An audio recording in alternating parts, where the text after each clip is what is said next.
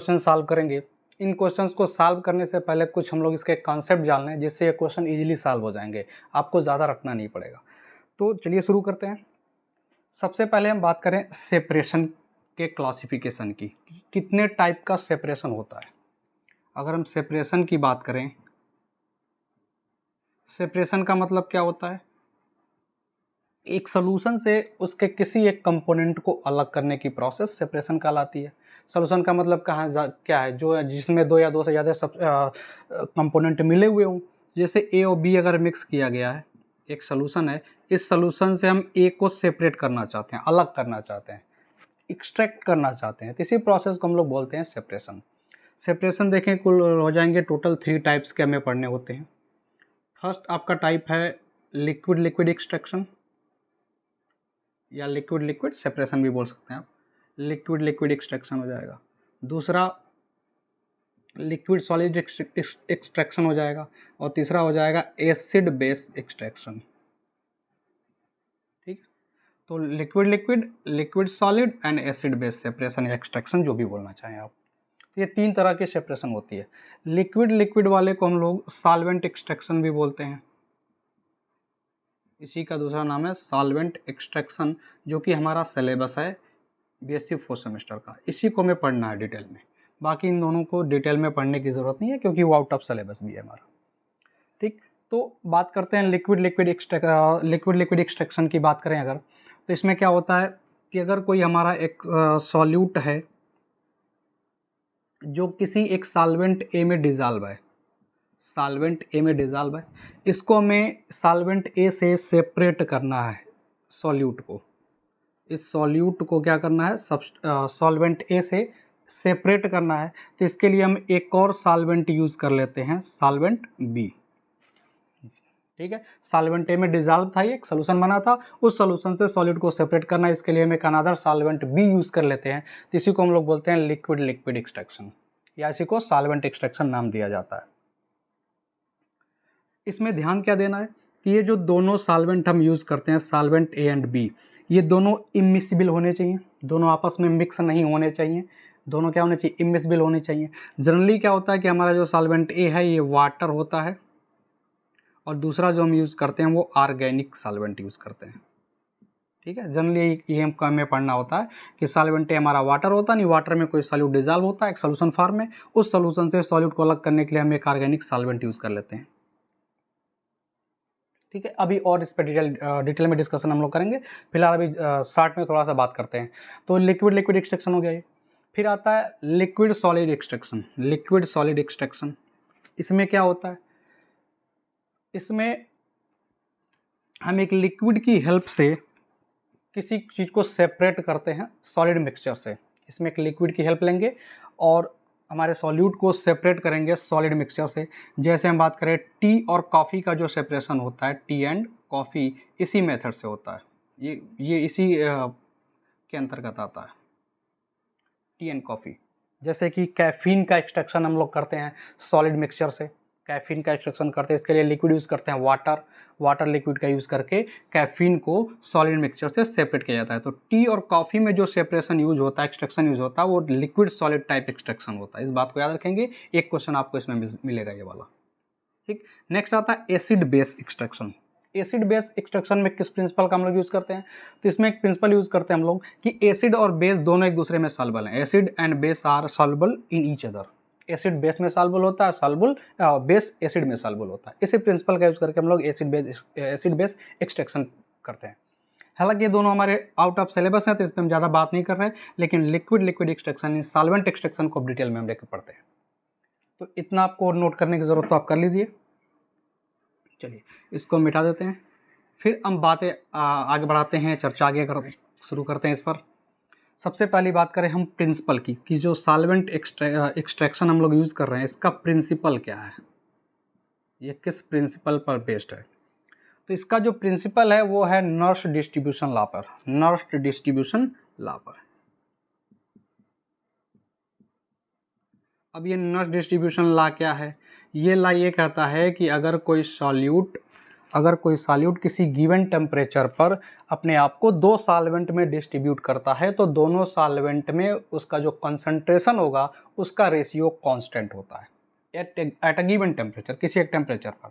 मतलब क्या है कि अगर एक हमारा सॉल्यूट है, ये दो सॉल्वेंट इसके अंदर हैं, solvent A and solvent B, अगर ये दोनों में डिस्ट्रीब्यूट हो रहा है, ए में और बी में, मतलब ए में भी सॉल्युबल है और बी में भी सॉल्युबल हो, और ये दोनों एक दूसरे में इमिसिबल हों, अगर ये दोनों सॉल्वेंट के अंदर एक सॉल्यूट है तो ये दोनों में डिस्ट्रीब्यूट होता है। अगर इसके अंदर इसका कंसंट्रेशन सी ए हो और बी के अंदर इसका कंसंट्रेशन सी बी हो तो इनका जो रेशियो होगा सी ए और सी बी का, ये कांस्टेंट होता है, जिसको हम लोग डिस्ट्रीब्यूशन कांस्टेंट के कहते हैं। इसको क्या बोलते हैं? डिस्ट्रीब्यूशन कांस्टेंट के। C A upon C B is equal to constant which is called as distribution constant.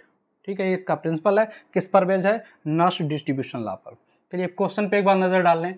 पहला आपका लिखा है solvent extraction is governed bye Boyle's law, Ostwald dilution law, nurse distribution law and all of these. तो आपका option क्या हो जाएगा? Nurse distribution law. Solvent extraction इसी पर डिपेंड करता है, लिक्विड लिक्विड एक्सट्रैक्शन इसी प्रिंसिपल पर बेस्ड है, नर्स डिस्ट्रीब्यूशन लॉ पर, जो क्या कहता है कि एक सॉल्यूट दो सॉल्वेंट में अपने आप को डिस्ट्रीब्यूट कैसे करता है?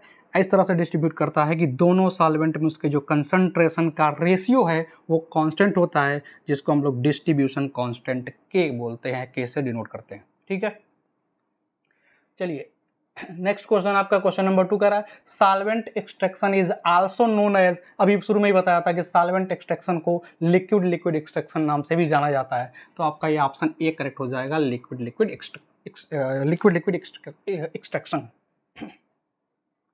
चलिए, तो लिक्विड लिक्विड एक्सट्रैक्शन हो गया। क्वेश्चन नंबर 3 आपको कह रहा है solvent extraction is based on the relative solubilities, relative density, colour and order.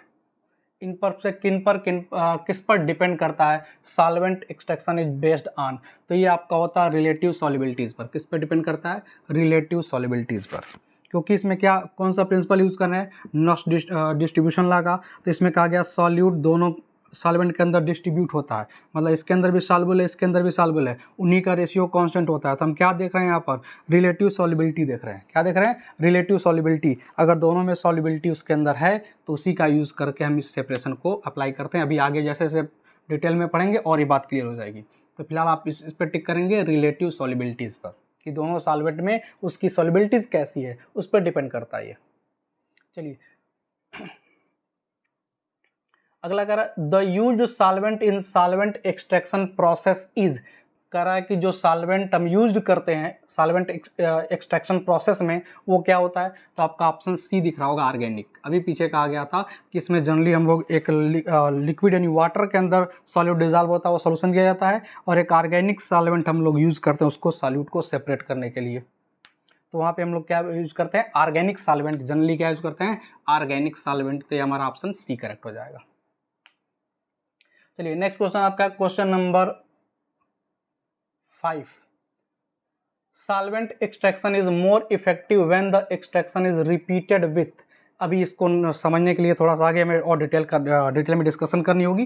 चलिए, तो प्रिंसिपल आपको समझ में आ गया कि प्रिंसिपल सॉल्वेंट एक्सट्रैक्शन का किस पर डिपेंड करता है? नर्स डिस्ट्रीब्यूशन लॉ पर। इसमें जो हम सॉल्वेंट यूज़ करते हैं सेकंड वाला वो क्या होता है? जनरली हम ऑर्गेनिक सॉल्वेंट यूज़ करते हैं। अब ऑर्गेनिक सॉल्वेंट में क्या क्या यूज़ कर सकते हैं? बहुत सारे सॉल्वेंट हमारे पास हैं, जैसे ईथर होता है। ऑर्गेनिक इम्प्योरिटीज़ को अगर सेपरेट करना हो किसी सोल्यूशन से तो हम वहाँ पे ईथर का यूज़ कर लेते हैं। ईथर हो गया, फिर हमारे पास आता है क्लोरोफॉर्म भी यूज़ करते हैं, कार्बन टेट्राक्लोराइड भी यूज़ करते हैं, CCl4, बेंजीन भी यूज़ करते हैं। ये सब हमारे ऑर्गेनिक सॉल्वेंट्स हैं जिनका हम जनरली यूज़ करते हैं। ठीक है, चलिए अब बात करते हैं इसकी इफ़िशियंसी की। प्रिंसिपल हो गया, अब सॉल्वेंट एक्सट्रैक्शन की इफ़िशियंसी। इफ़िशियंसी क्या होती है सॉल्वेंट एक्सट्रैक्शन मेथड की? तो इसकी इफ़िशियंसी का फार्मूला होता है efficiency is equal to distribution constant K upon K plus volume of organic layer,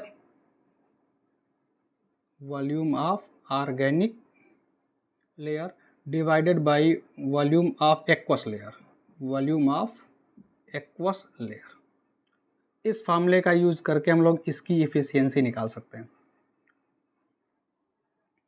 efficiency का मतलब क्या है कि जो हमारा सॉल्वेंट सॉल्यूट जिसको हमें सेपरेट करना है, ये हमारे यूज किए गए सॉल्वेंट में कितना ज़्यादा सॉल्युबल हो रहा है, इस पहले वाले सॉल्वेंट को छोड़ करके कितना ज़्यादा सॉल्युबल हो जा रहा है हमारा यूज सॉल्वेंट में दूसरे वाले सॉल्वेंट में, वही कहलाता है इफ़िशियंसी।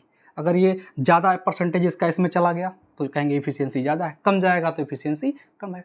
तो इफ़िशियंसी का फॉर्मूला होता है K/K plus volume of organic layer divided by volume of aqueous layer.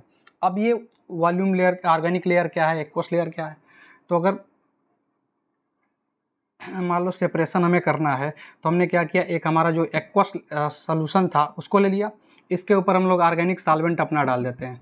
तो चूंकि ऑर्गेनिक सॉल्वेंट और हमारा जो एक्वस सॉल्वेंट है यानी वाटर है, ये दोनों इमिसिबल हम यूज़ करते हैं, ऐसा सॉल्वेंट यूज़ करते हैं जो पहले वाले सॉल्वेंट से मिक्स ना हो पाए, इमिसिबल हो। तो जब वहाँ पे इमिसिबल होगा तो ये दो लेयर फॉर्म हो जाएगा। ऊपर अगर हमारा ऑर्गेनिक सॉल्वेंट जो है पानी से हल्का है तो ये ऊपर आ जाएगा, अगर भारी होगा तो नीचे भी आ सकता है, जैसा होगा उसके वेट पे डिपेंड करता है कौन भारी है कौन हल्का है।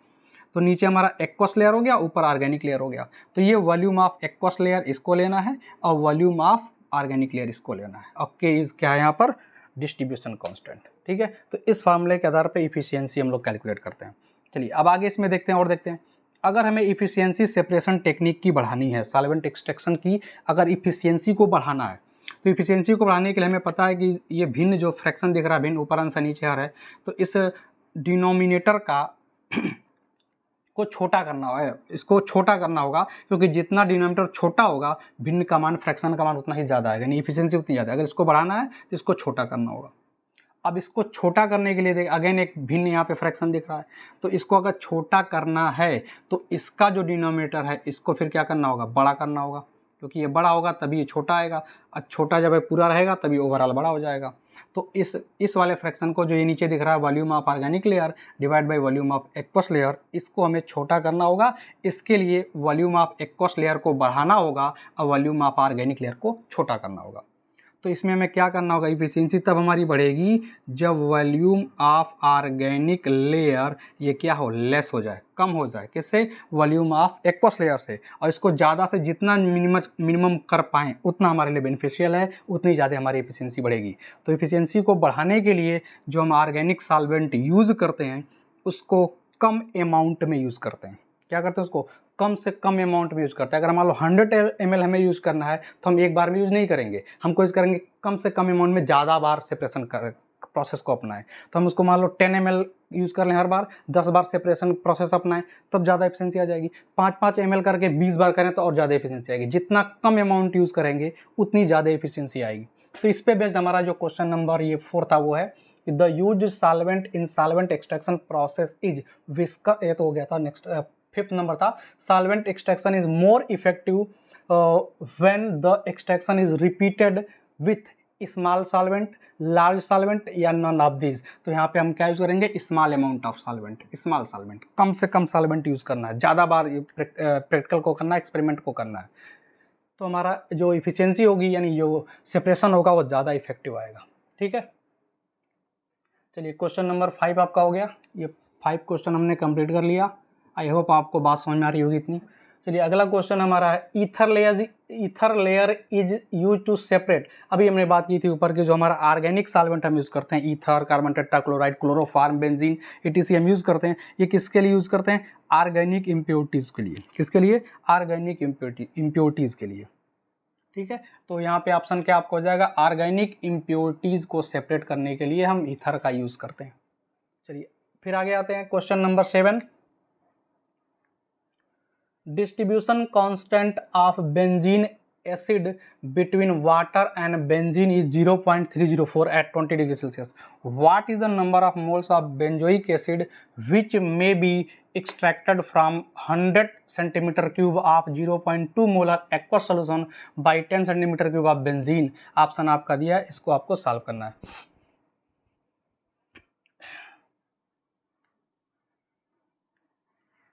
चलिए इसको मिटा देते हैं, फिर क्वेश्चन को सॉल्व करते हैं।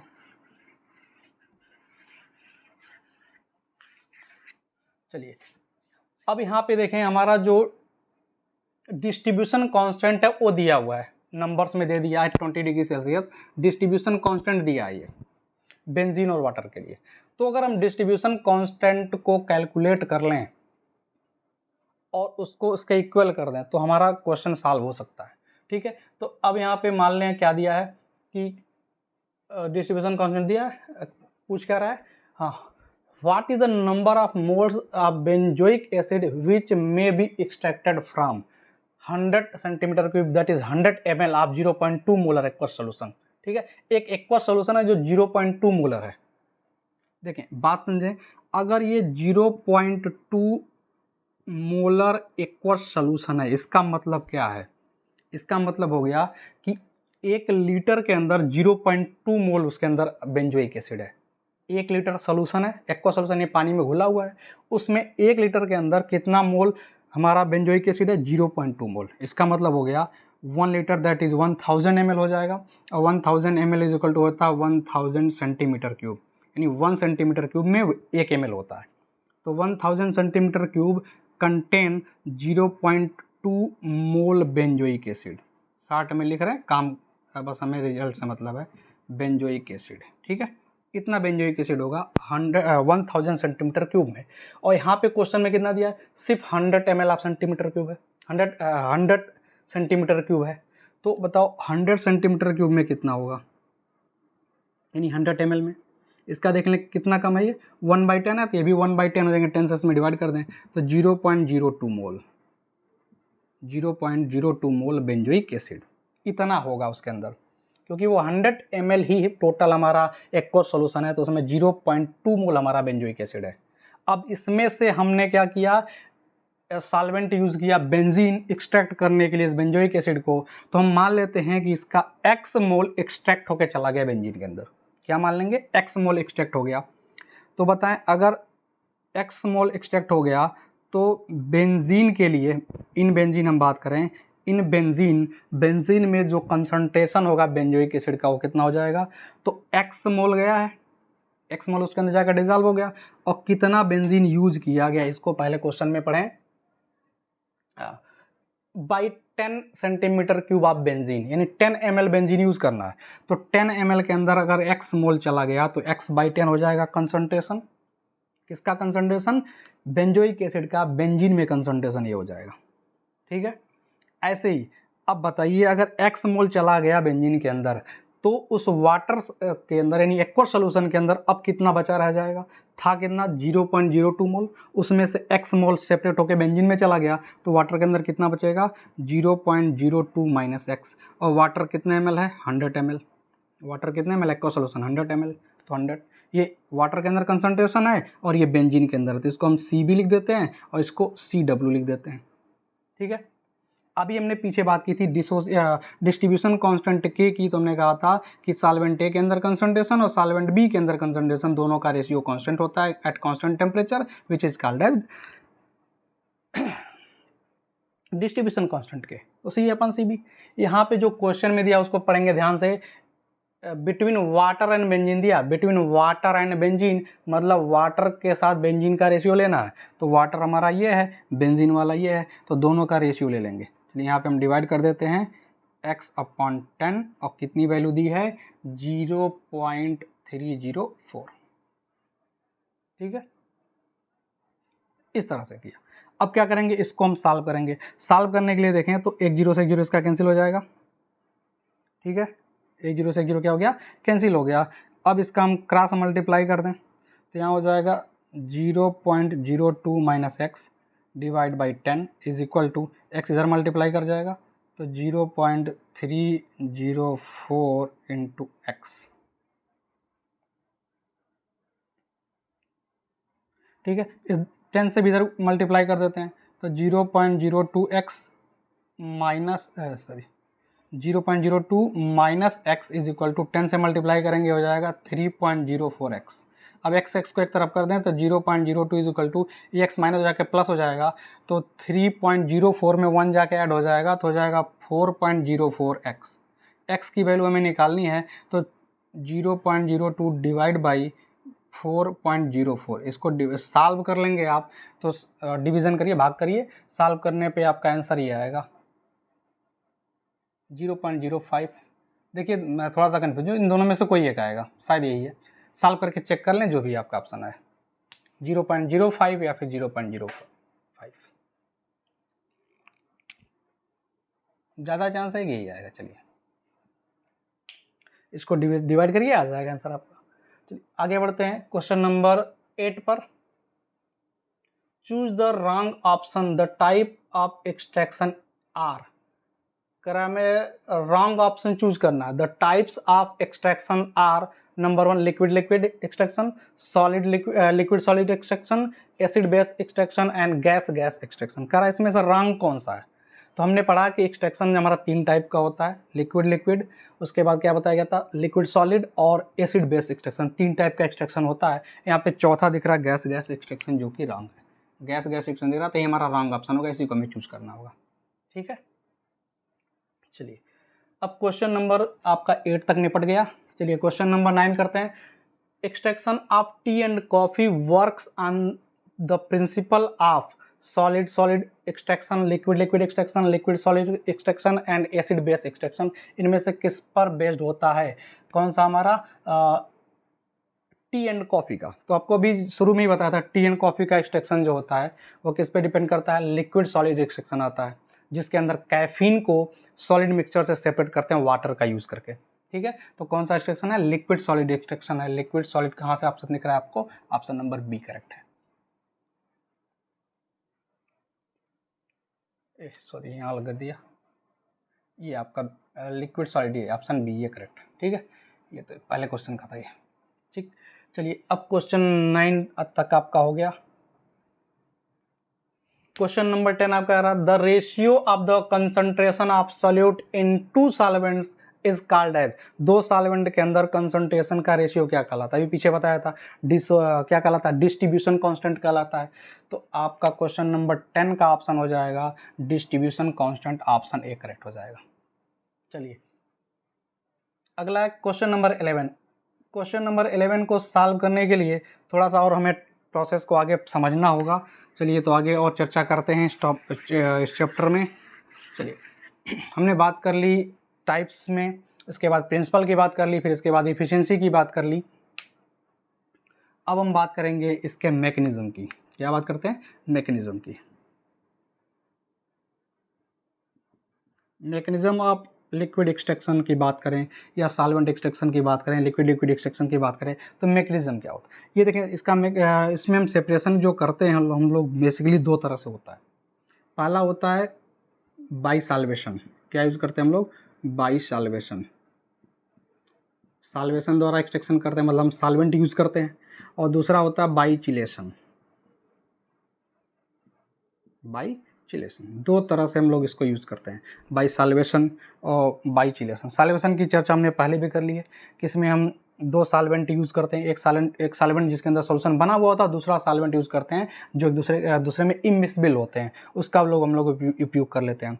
अब देखते हैं कि हमारा सॉल्यूट कैसा है। उसके लिए हम इसमें प्रिंसिपल यूज़ करते हैं लाइक डिजॉल्व लाइक तरह से। मतलब अगर हमारे पास पोलर सॉल्वेंट सॉल्यूट है तो हम लोग पोलर सॉल्वेंट यूज़ कर लेते हैं, नॉन पोलर सॉल्यूट के लिए नॉन पोलर सॉल्वेंट यूज़ कर लेते हैं। तो ये सॉल्वेशन को हम लोग पहले पढ़ चुके। अब बाई चिलेशन में क्या होता है? इसमें क्या होता है कि अगर कोई मेटल आयन हमारे पास है, सॉल्यूट फॉर्म में है, मेटल आयन सॉल्यूट है, उसको हमें एक्सट्रैक्ट करना है, तो हम वहाँ पे एक ऑर्गेनिक कंपाउंड्स मिक्स करेंगे, ऑर्गेनिक कंपाउंड मिक्स करेंगे जो मल्टी फंक्शनल होगा। ऐसे मल्टी फंक्शनल ऑर्गेनिक कंपाउंड जब हम यूज़ करते हैं तो मेटल के साथ चिलेशन का प्रोसेस अपना रहता है। चिलेशन का मतलब क्या होता है? वो मेटल कॉम्प्लेक्स बन जाता है जो हम यूज़ करेंगे, organic complex, organic compound use करेंगे। वो क्या करेगा? वो मेटल के साथ कोऑर्डिनेशन कंपाउंड बना लेगा और उसमें रिंग का फॉर्मेशन हो जाएगा, जिसको हम लोग चिलेशन बोलते हैं। इसके लिए जो हमारा ऑर्गेनिक हम सॉल्वेंट जो यूज़ करेंगे, ऑर्गेनिक सब्सटेंस जो यूज़ करेंगे, वो मल्टी फंक्शनल होना चाहिए। जैसे मेटल आयन है, इसके साथ मल्टी फंक्शनल होगा तो क्या होगा? उसमें ग्रुप है AB, शॉर्ट में बता रहे हैं इसको। तो अगर ये भी इसके साथ बॉन्डिंग कर लेगा, ये भी बॉन्डिंग कर लेगा, दोनों कोऑर्डिनेट बॉन्ड बना लेंगे तो एक रिंग बन जाएगा, जिसको हम चिलेट रिंग बोल देते हैं। इसको क्या बोल देते हैं? चिलेट रिंग बोल देते हैं। तो इस चिलेशन का यूज़ करके भी हम सेपरेशन कर लेते हैं। इसमें हमारा जो बनना चाहिए चिलेट या जो चिलेशन का प्रोसेस होना चाहिए वो स्टेबल होना चाहिए। अब ये स्टेबल कब होगा? इसके कई फैक्टर्स होते हैं जिसकी स्टेबिलिटी को प्रभावित करते हैं। पहला, इसकी बेसिक स्ट्रेंथ। किसकी, जो हम ये कंपाउंड यूज़ करेंगे organic compound, multi functional compound जो यूज़ करेंगे, इसका क्या ज़्यादा होना चाहिए, बेसिक स्ट्रेंथ ज़्यादा होना चाहिए। इसकी जो बेसिक स्ट्रेंथ है वो ज़्यादा होनी चाहिए। बेसिक स्ट्रेंथ का मतलब इलेक्ट्रॉन पेयर डोनेट करने की टेंडेंसी, जितना ज़्यादा इलेक्ट्रॉन ये डोनेट कर पाएगा उसकी बेसिक स्ट्रेंथ उतनी ही ज़्यादा होगी और यह जो कॉम्प्लेक्स बनेगा वो ज़्यादा स्टेबल बनेगा। दूसरा होता है इसका इलेक्ट्रोनेगेटिविटी लो होनी चाहिए, इलेक्ट्रोनेगेटिविटी इसकी क्या होनी चाहिए, लो होनी चाहिए। और इसकी बात करें रिंग साइज़ ज़्यादा होना चाहिए, जितना बड़ा रिंग बनेगा यहाँ पर, जितने मेंबर्ड की रिंग बनेगी, जितनी बड़ी रिंग बनेगी उतनी ज़्यादा स्टेबिलिटी इसकी होगी। और उसके बाद रेजोनेंस, अगर इसमें रेजोनेंस भी हो जाए तो स्टेबिलिटी और बढ़ जाती है।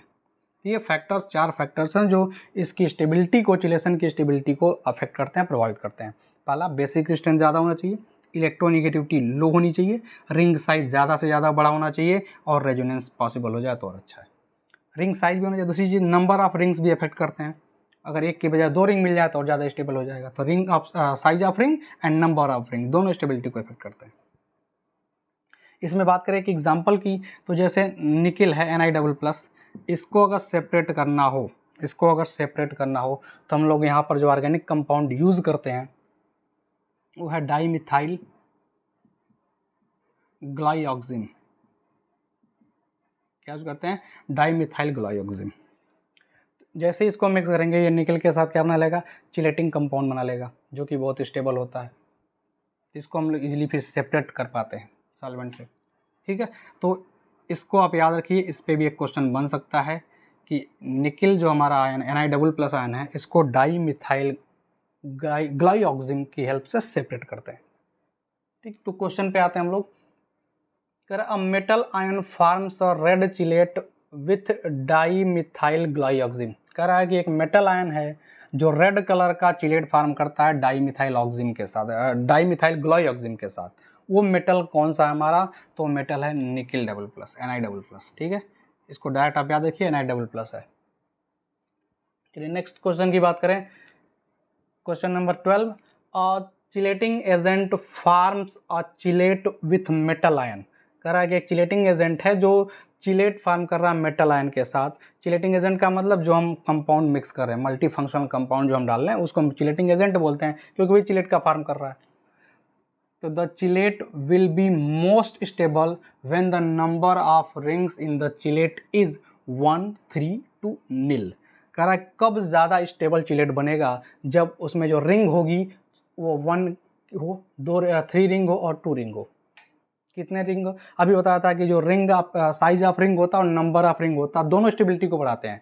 तो मैक्सिमम नंबर ऑफ रिंग होना चाहिए। तो 1, 3, 2 nil, तो इसमें 3 हमें सबसे ज़्यादा दिख रहा है तो 3 पे टिक कर देंगे। 4 होता तो हम 4 पे टिक करते हैं, मैक्सिमम होना चाहिए। चलिए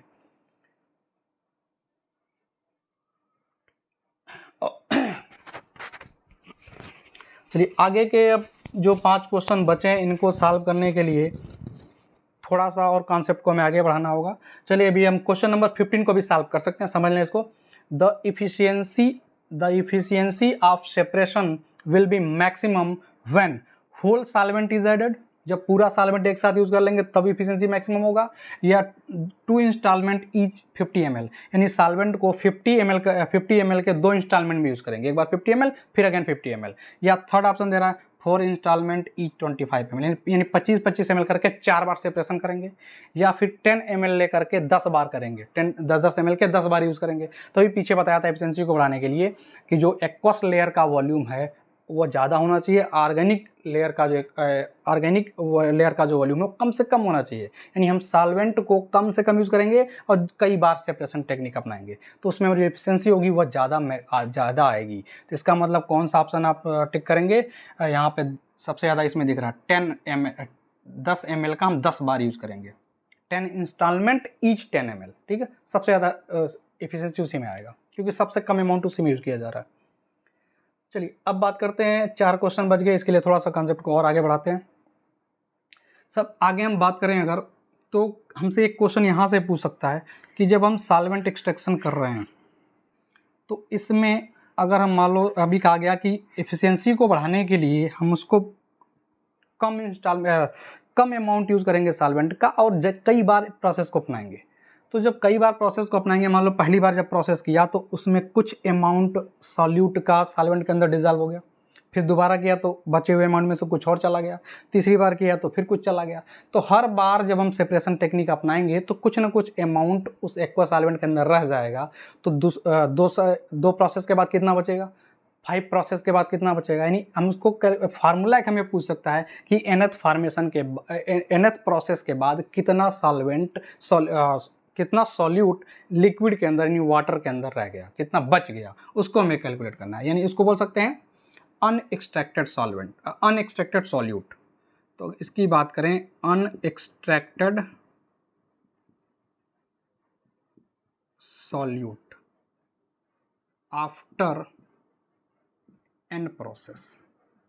ठीक है, n बार अगर हम प्रोसेस अपना लें तो कितना अमाउंट सॉल्यूट का अनएक्सट्रैक्टेड रह जाएगा, बचा रह जाएगा, उसका फार्मूला होता है WN is equal to KV upon small v plus K into capital V raise power n into W। अगर परसेंटेज में हो तो इंटू 100% आगे लगा सकते हैं, इंटू 100 से गुणा करके परसेंटेज लगा दीजिए, परसेंटेज में आ जाएगा। इस फार्मूले का यूज़ कर सकते हैं हम लोग। यहाँ पे अब याद रखें कौन चीज़ क्या क्या है, समझना। ये थोड़ा कैपिटल W इसको लिखेंगे। इसमें देखें क्या है, इसमें कैपिटल W जो हमारा है वो टोटल अमाउंट है। क्या है, टोटल अमाउंट ग्राम में है ये। तो इसका मतलब जो हमारा सॉल्यूट था W ग्राम सॉल्यूट, ये हमारा डिजॉल्व था किसके, VML सोल्यूशन के अंदर। किसके अंदर, VML एक्वस सोल्यूशन के अंदर। ठीक है, VML एक्वस सोल्यूशन था total, capital VML aqueous solution, जिसके अंदर W ग्राम हमारा सॉल्यूट डिजॉल्व था। ठीक, और जो हमारा स्मॉल v है ये क्या है, ये हर सेपरेशन में, हर प्रोसेस में जो हम सॉल्वेंट यूज़ कर रहे हैं उसका अमाउंट है। ठीक है, VML यूज़ कर रहे हैं 10 ml 5 ml जो भी बार बार यूज़ करेंगे तो हो जाएगा। VML यूज्ड सॉल्वेंट हमारा है जो हर प्रोसेस में, हर प्रक्रिया में हम लोग यूज़ करेंगे। ठीक है, और K क्या है यहाँ पर, K है डिस्ट्रीब्यूशन कांस्टेंट। K है डिस्ट्रीब्यूशन कांस्टेंट। ठीक है, तो ये हमारा फार्मूला, इस पे बेस्ट क्वेश्चन आपको आ सकता है, इसको भी आपको याद रखना है। चलिए अब कुछ और टॉपिक बचते हैं, इस पे भी हम बात करने जल्दी जल्दी। चलिए नेक्स्ट टॉपिक आपका है कि हम कौन कौन सा फैक्टर है जो एक्सट्रैक्शन को अफेक्ट करता है। फैक्टर्स अफेक्टिंग एक्सट्रैक्शन, एक्सट्रैक्शन को कौन कौन से फैक्टर अफेक्ट करते हैं। सबसे पहला जो फैक्टर होगा, कौन कौन से फैक्टर एक्सट्रैक्शन को अफेक्ट करते हैं उनको आप नोट कर लें। पहला फैक्टर आपका मॉडिफायर। क्या होता है पहला, मॉडिफायर। ठीक, मॉडिफायर क्या होता है, मॉडिफायर जो होता है वो सॉल्वेंट के अंदर सॉल्यूट की सॉल्युबिलिटी को बढ़ा देता है। ठीक है, जो सॉल्यूट हम ऑर्गेनिक सॉल्वेंट मिक्स करते हैं बाद सेकंड वाला, जिसमें सॉल्यूट हमारा डिजॉल्व होता है, मिक्स होता है, उसमें इसकी सॉल्युबिलिटी को बढ़ाने का काम हमारा मॉडिफायर करता है। जनरली जो मॉडिफायर होते हैं हम यूज़ करते हैं वो हाई मॉलिक्यूलर वेट वाले एल्कोहल होते हैं। क्या होते हैं, high molecular weight alcohol, higher molecular weight HIGHER, higher molecular weight alcohol. अगर ठीक है, हाई मॉलिक्यूलर वेट एल्कोहल, जैसे बात करें तो कैप्राइल एल्कोहल होता है, नोट भी कर सकते हैं, कैप्राइल एल्कोहल, कैप्राइल एल्कोहल यूज करते हैं। ठीक है, high molecular weight alcohol use किया जाता है। ये क्या करता है, ये सेपरेशन को बढ़ा देता है। क्या करेगा, सेपरेशन को बढ़ा देगा क्योंकि हमारा सॉल्यूट की सॉल्युबिलिटी बढ़ जाएगी। चलिए दूसरा आपका होता है फैक्टर जो इफेक्ट करता है वो होता है साल्टिंग आउट एजेंट। क्या बोलते हैं इसको, salting out agent. Salting out agent क्या होता है कि हम इसमें इनऑर्गेनिक सॉल्वेंट जब मिक्स कर देते हैं सॉल्यूशन के अंदर तो भी जो एक्सट्रैक्शन होता है वो बढ़ जाता है, क्योंकि जो सॉल्यूट होगा उसकी सॉल्युबिलिटी बढ़ जाती है बाय कॉमन आयन इफेक्ट। इसमें कौन सा इफेक्ट लागू होता है, कॉमन आयन इफेक्ट। ये आप शार्ट में सब याद रखें, यहीं से डायरेक्ट क्वेश्चन बन सकता है। साल्टिंग आउट एजेंट वर्क कैसे करता है, कॉमन आयन इफेक्ट पे बेस्ड होता है। इसमें हम इनऑर्गेनिक सॉल्वेंट मिक्स कर देते हैं जिससे एक्सट्रैक्शन बढ़ जाता है। चलिए थर्ड फैक्टर आपका होता है, इसको बोलते हैं मास्किंग एजेंट। क्या बोलते हैं, मास्किंग एजेंट। ये चिलेटिंग की तरह से ही है, मास्किंग एजेंट का भी इफेक्ट अगर देंगे तो चिलेशन इफेक्ट की तरह से ही है। इसमें ज़्यादातर हम यूज़ करते हैं वो EDTA होता है, EDTA एथिलीन डाईएमीन टेट्राएसीटेट, एथिलीन डाईएमीन टेट्राएसीटेट यूज़ किया जाता है। ये वाटर की जो हार्डनेस होती है उसको रिमूव करने में इसका प्रयोग किया जाता है। मास्किंग एजेंट भी क्या होता है, ये एक्सट्रैक्शन को बढ़ा देता है क्योंकि ये चिलेटिंग एजेंट टाइप का स्टेबल कॉम्प्लेक्स बना लेता है। तो आप याद करेंगे मास्किंग एजेंट में जो एजेंट यूज़ करते हैं हम ईडीटी है, एथिलीन डाईएमीन टेट्राएसीटेट। हार्डनेस ऑफ वाटर को रिमूव करने में इसी का यूज़ किया जाता है। चलिए क्वेश्चन नंबर 3, क्वेश्चन नंबर 3 कराएं। फोर्थ फैक्टर, चौथा फैक्टर क्या होता है, ऑक्सीडेशन का भी रोल होता है इसके अंदर, ऑक्सीडेशन का भी इफेक्ट पड़ता है।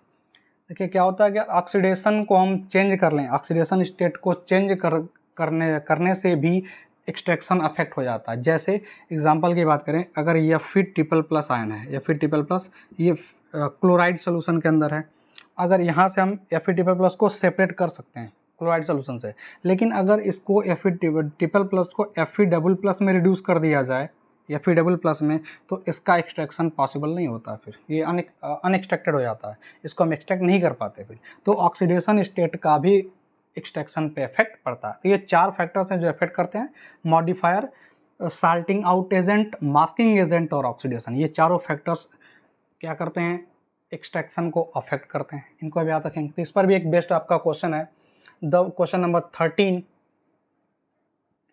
The factors that does not affect solvent extraction is. कौन सा फैक्टर सॉल्वेंट एक्सट्रैक्शन को अफेक्ट नहीं करता है, तो modifier, reduction potential, salting out और मास्किंग एजेंट। तभी का मॉडिफायर पहला है, सॉल्टिंग एजेंट भी है, मास्किंग एजेंट भी है, सॉल्टिंग आउट इफेक्ट भी है, तो कौन सा बच गया, रिडक्शन पोटेंशियल, ये अफेक्ट नहीं करता है। तो ऑप्शन नंबर आपका बी हो जाएगा करेक्ट। चलिए आगे बात करते हैं, which of the following influence the efficiency of separation, which of the following influence the efficiency of separation, इनमें से कौन सा है जो सेपरेशन की इफिशिएंसी को प्रभावित करता है, इन्फ्लुएंस करता है, density of solvent, molecular mass, distribution constant and all of this. अभी हमने इफिशिएंसी के बारे में फार्मूला बताया था कि जो इफिशिएंसी होता है वो क्या होता है, K/K plus volume of organic layer, volume of organic layer divided by volume of aqueous layer. यही इफिशिएंसी का फार्मूला है। इसमें क्या इफेक्ट करता है, डिस्ट्रीब्यूशन कांस्टेंट। तो आपका ऑप्शन कौन सा हो जाएगा, डिस्ट्रीब्यूशन कांस्टेंट। ये सी इफेक्ट करता है इफिशिएंसी को, क्या है इस फार्मूले में। चलिए आगे बात करते हैं, और कितने क्वेश्चन बच गए, क्वेश्चन नंबर 14 भी हो गया, अब बचा 16 और 17। तो इन दोनों क्वेश्चन करने के लिए थोड़ा सा हमें कॉन्सेप्ट को और आगे ले चलना होगा।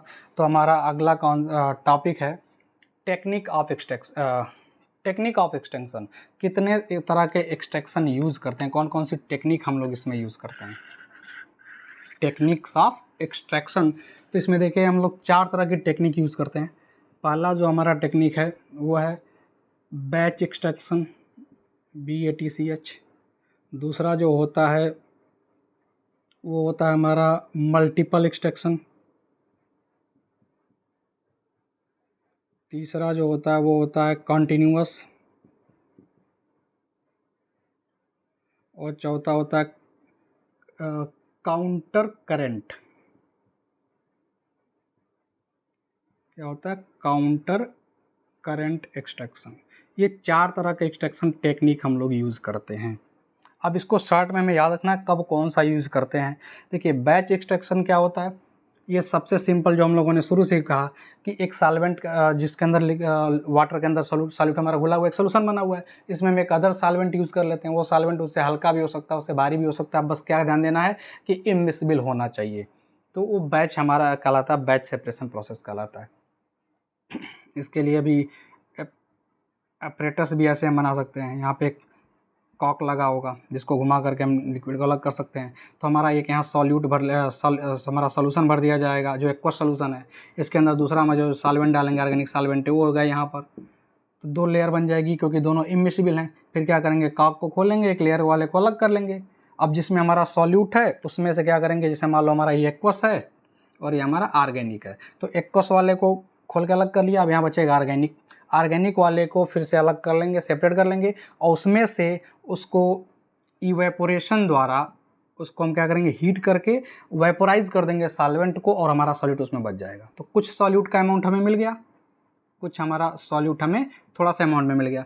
फिर जो बचा हुआ एक्वस सॉल्यूशन होगा उसके अंदर भी सॉल्यूट है, तो फिर से उसको इसमें भरेंगे, फिर से ऑर्गेनिक सॉल्वेंट डालेंगे, तो कुछ उसका पार्ट फिर से ऑर्गेनिक सॉल्वेंट में डिजॉल्व हो जाएगा, फिर उसको सेपरेट करके उसको इवेपोरेट कर लेंगे, फिर सॉल्यूट मिल जाएगा। ऐसे प्रोसेस को बार बार करेंगे, कई धीरे धीरे ये सारा हम सॉल्यूट, ज़्यादा से ज़्यादा सॉल्यूट यहाँ से हम सेपरेट कर पाएंगे। इसी प्रोसेस को हम लोग बोलते हैं बैच प्रोसेस। ये कब यूज़ करते हैं हम बैच प्रोसेस, जब हमारा जो डिस्ट्रीब्यूशन रेशियो होगा वो हाई होगा। तब डिस्ट्रीब्यूशन रेशियो हाई का मतलब क्या होता है कि एक ही बार में ज़्यादा से ज़्यादा सॉल्यूट का अमाउंट ऑर्गेनिक हमारे दूसरे सॉल्वेंट के अंदर डिजॉल्व हो जाए, तो कहेंगे डिस्ट्रीब्यूशन रेशियो, यानी ऑर्गेनिक सॉल्वेंट के अंदर जो कंसंट्रेशन होगा उसका रेशियो और हमारा जो एक्वस सॉल्यूशन के अंदर रेशियो होगा, ये हमारा क्या कहलाएगा, डिस्ट्रीब्यूशन रेशियो। ये अगर ज़्यादा हो तो हम बैच प्रोसेस का यूज़ कर लेते हैं। एक दो बार हम कर लेंगे, काम हो जाएगा हमारा, या एक ही बार में हो जाएगा अगर बहुत ज़्यादा हाई हो तो हम कब यूज करते हैं बैच प्रोसेस, जब हमारा डिस्ट्रीब्यूशन रेशियो बहुत ही हाई हो, ऐसे केस में बैच प्रोसेस का यूज कर लेते हैं। अब मल्टीपल क्या होता है, ये बैच प्रोसेस को ही कई बार रिपीट करते जाओ तो मल्टीपल, 4-5 बार कर दो तो मल्टीपल प्रोसेस हो जाता है। ये कब करते हैं, जब जो डिसोसिएशन रेशियो होगा थोड़ा सा बहुत हाई ना होकर के कह सकते हैं माइल्ड रेंज में हो, माइल्ड रेंज में हो। माइल्ड रेंज मतलब करना बहुत ज़्यादा ना बहुत ज़्यादा कम, बीच का कुछ हो, तो उसके में हम मल्टीपल यूज़ कर लेते हैं। कॉन्टिन्यूस यूज़ कब करते हैं, जब ये डिस्ट्रीब्यूशन रेशियो बहुत लो होता है। लो वाले के लिए हाई, वाले के लिए बीच वाले के लिए माइल्ड के लिए मल्टीपल यूज़ करते हैं, और सबसे कम हो बहुत लो हो, लोवेस्ट होता है, वहाँ पे हम कॉन्टिन्यूस यूज़ करते हैं। ठीक है, अब उसके बाद आता है कॉन्टिन्यूस में क्या थोड़ा सा यूज़ कर सकते हैं हम, कि जो सॉल्वेंट होता है उसको डायरेक्ट सॉल्वेंट नहीं डालते, वेपर फॉर्म में डालते हैं, उसको हीट करके वेपर भेजते हैं, फिर वो कंडेंस होकर के जाता है, ड्रॉपाइज लिक्विड ड्रॉपाइज करके जाता है, तो इस प्रोसेस को हम कॉन्टिन्यूस बोलते हैं। फिर आता है काउंटर करंट। कौन सा करंट, काउंटर करंट। ये कब यूज़ करते हैं, जब दो या दो से ज़्यादा सॉल्यूट डिजॉल्व हों एक्वा सॉल्यूशन के अंदर, उनको हमें सेपरेट करना हो, तब काउंटर करंट मेथड का यूज़ करते हैं। तो आपको शॉर्ट में याद रखना है, बैच प्रोसेस कब यूज़ करना है, जब हमारा डिस्ट्रीब्यूशन रेशियो हाई हो। मल्टीपल प्रोसेस कब यूज़ करेंगे, जब डिस्ट्रीब्यूशन रेशियो माइल्ड रेंज का हो, ना बहुत ज़्यादा हाई हो ना ज़्यादा लो हो। कंटिन्यूस कब करेंगे, जब डिस्ट्रीब्यूशन रेशियो बहुत लो हो। और काउंटर करंट में प्रोसेस कब यूज़ करते हैं, जब solute are more than two, जब सॉल्यूट 2 या 2 से ज़्यादा हों, तब हम काउंटर करंट प्रोसेस का यूज़ करते हैं। चलिए बात करते हैं दोनों क्वेश्चन बचे हुए पर। Batch extraction method is used when distribution ratio is, क्या होना चाहिए, डिस्ट्रीब्यूशन रेशियो जब हाई होगा तब हम इसका प्रोसेस को यूज़ करते हैं। फिर continuous extraction method is used when distribution ratio is, क्या होगा, स्मॉल।